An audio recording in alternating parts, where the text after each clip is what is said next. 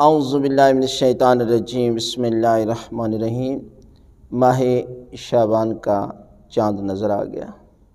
تمام مومنین اور مومنات کو بہت بہت مبارک، اس لیے کہ یہ وہ عظیم مہینہ ہے کہ جس میں ہر دن دعاؤں کی قبولیت کے لیے بہترین لمحہ ہے، اپنے گناہوں کو معاف کروانے کا بہترین مہینہ ہے، اور اس مہینے میں پاک ہستیوں کی آمد کا مہینہ ہے۔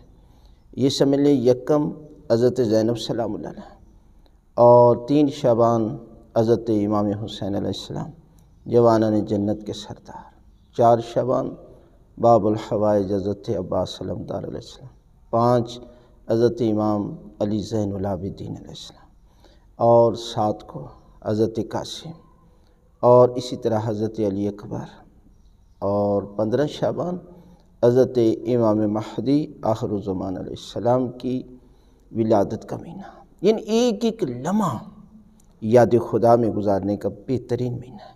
لہذا 2 شعبان کی شب کے اعمال، یہ جس میں جو ہے وہ آپ کو بتائی جا رہی ہے کہ 50 رکعت نماز، یعنی 25 نمازیں 2 کر کے آپ نے پڑھنی ہیں۔ سورہ الحمد کے بعد سورہ توحید، اور ساتھ سورہ قل اعوذ برب الناس اور قل اعوذ برب الفلق، یعنی ان کی تلاوت کرے 2 کر کے۔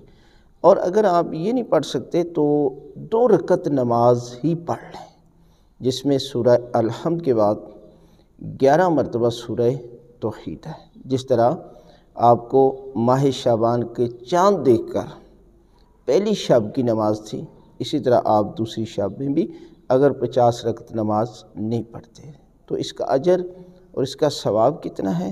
تو اس کا ثواب یہ ہے کہ خالق کائنات آپ کو جنت میں اعلیٰ سے اعلیٰ ترین محل عطا کرے گا، پروردگار آپ کے درجات کو بلند کرے گا، اور خالق کائنات ماہ شعبان کے اس عظیم مہینے کے صدقے میں پروردگار جو ہے وہ آپ کی دعائیں قبول کرے گا۔